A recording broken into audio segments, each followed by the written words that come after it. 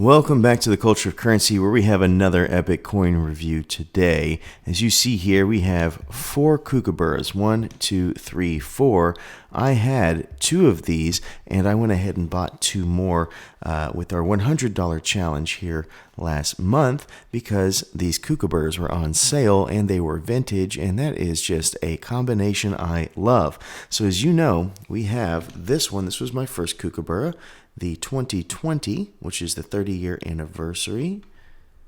Beautiful because you get Kookaburras on both sides. Notice the queen right here, her late majesty, small in repose. And then we had the Kookaburra, I believe the original design of the Kookaburra right here. And obviously the gorgeous design on the back. This was my highest scoring Kookaburra because the obverse was a high scoring 10, whereas the normal obverse on coins from Australia, I usually score around an 8. They are beautiful, they are high quality, but they are just the monarch, which, is neither here nor there. It's just, why not have more beautiful artwork? And so this one gave us a 10, which gave us an elite score of 53 out of 60. We have a 60-point scale here on the Culture of Currency. This one destroyed the scale and did an awesome job getting a 53, which is extremely high, making it a very, very highly sought after and valuable coin, which is awesome. So that being said, that is what we scored this coin. I'm going to go ahead and just put it right here for now. And then we have our second Kookaburra right here, which is the 2024. Gorgeous. Obviously, we have Charles now. The flight of the Kookaburra. You see the snake right here, which I didn't think this was a realistic scene until I did the research and realized, oh yeah, the Kookaburras actually enjoy snakes. They like to grab them and beat them against rocks until they're dead, and then, of course, put them down their mouth parts. So this was the 2024. It scored a 51 out of 60. It is also elite. As you can tell, the obverse scored 8 out of 10, which is still very high. The reverse scored 10 out of 10. The mintage on the standard Kookaburra series is 500,000, which is quite high, so that scores a 3. We have our cultural significance at a 10, of course. We have our collectibility at 10 and our uniqueness as a series at a 10. So that is what scored it a 51 out of 60. That's our second Kookaburra, and we have 2 more. This is the 2016 variety. Notice the monkey privy. Just had the spring on this one. It was on sale like crazy. Probably $10 less than I would have had to buy it if it weren't. So that being said, I pounced on it. As you can see, this is an older version. We have the bar right here on the legend. That's just standard mirrored bar, and that is something that we saw in a generation of these coins from the Perth Mint. So I will do a video over this one later, but today's Kookaburra is the 2015, which is another anniversary of the Kookaburra, right here. Beautiful, huh? So that is the reverse of the 2015 Kookaburra, the obverse. Once again, the legend has its natural bar. And we are going to go ahead and get into this because I have done 4 Kookaburra videos, or 3, including this one. If you want to know about the Kookaburra, you need to go watch this video, my original, where I go in depth on the series, the history, the bird, all kinds of things Kookaburra, so that if you are bored and you want to know about the series, that's where I would go. The video I made over this Kookaburra talks more about the species as a whole, the different varieties of Kookaburra, and how even in America we have a cousin of the Kookaburra, which is called a kingfisher, which is just a gorgeous bird. It is a medium-sized bird. When you think of a songbird, it's bigger than that, but it's smaller than a crow. But they are just gorgeous, gorgeous, gorgeous, and when you look at the beak, you'll realize the similarities it has with the Kookaburra. So when we look at this coin, let's go ahead and take a look at the obverse. Just like the others, it is gorgeous. We have an amazing depiction of a rather youthful majesty compared to what we saw her in her late years. It's 2015. Everything is fairly basic. We have the legend carrying most of the information, and there in center pose is our queen with tiara. Just a gorgeous, gorgeous piece of coinage. And yes, it does score a very high 8.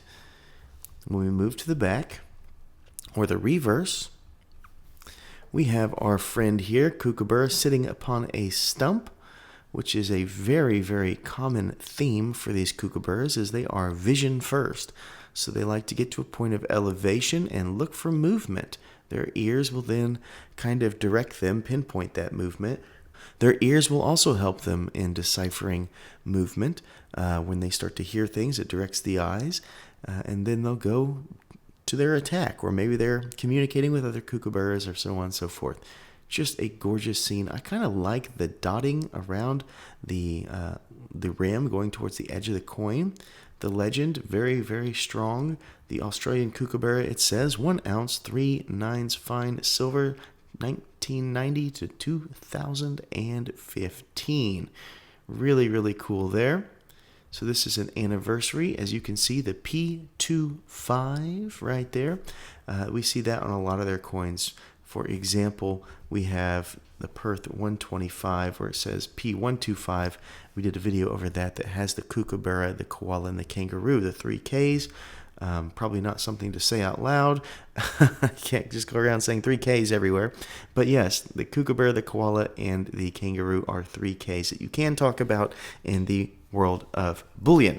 So that being said, the reverse is just gorgeous. I love the depth of the foliage. I love the texture of the stump. And I score this an obvious 10. Mintage is next. And yes, Mintage is kind of a hard thing for this series. It is wildly popular. We know that. And it is a series that we all love.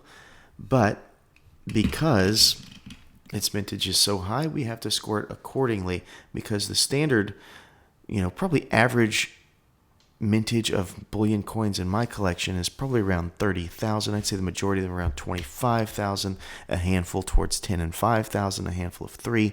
But yes, these are at 500,000. So on our scale, that scores a very low 3, which tells you something. If this was minted at 25,000 and it scored, let's say, a 7 or an 8, we'd be looking at one of the highest rated coins in our collection. Now we get to, obviously, cultural significance. The Kookaburra is highly significant. In fact, it's one of probably the most significant birds and or things of Australia. When we think about Australia, we think about kangaroos, we think about koalas, we think about kookaburras. Those are just kind of the macro things we think about when it comes to fauna.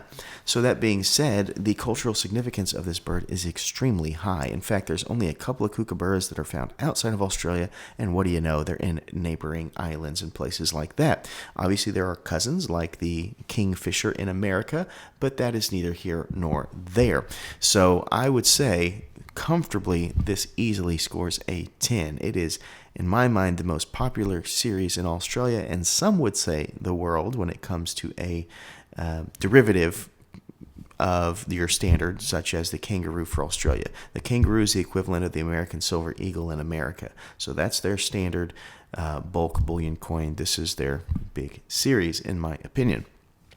We go to next, collectibility. This is, like we just talked about, the most collectible series I can think of when it comes to a standard of people getting very, very hyped about the release of the new artwork and putting in their orders and trying to get their hands on one and completing the series. And one of those things is the benefit of having 500,000 minted. If you know you're on top of this and you go in America to APMEX or a place like that, or you go to Bullion Now in Australia, you know the likelihood of you getting your hands on one of these is fairly high. Obviously, if you're in Australia, you can also order it from the mint and different things like that. But as long as you are on top of this and you're not waiting until October, the odds of you getting your hands on these fairly high. And then you also have a pretty good odds on to get those later on in your life if you're on eBay or those types of things. But the price does go up a little bit. In fact, this coin right here that we just talked about, obviously it's a 2015. Spot right now is $32.73, but you're going to probably pay around $40 for that guy.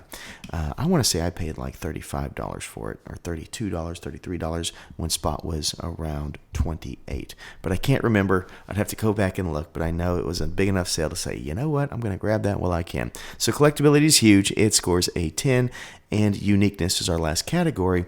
This is one of the most unique series. Obviously, the Kookaburra, a bastion of Australia, kind of lays footing there, and it claims the rights to be the big series for Australia. I have seen Kookaburra on coins before, but when it comes to bullion coins and series and things like that, this is obviously the bee's knees, especially when we see the diversity of how the artwork changes consistently. Every single year we have not only changing artwork, but we have variations with privies. You have the coin show privy that is one of the coolest ones. You can get a really low mintage colorized version that is just gorgeous with the different coin shows that happen throughout the years, because the International Coin Show is one of the highlights of the Perth Mint. So that is a definite 10 for collectability, which leads us to our final thoughts and score.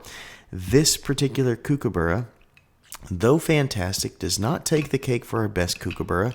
That's still right here with our 30-year anniversary, but it is very, very closely behind it. It scores a elite 51 out of 60, making it a coin that everybody should hunt for, look for, that type of thing. Anything that scores a 50 or higher, we consider elite here.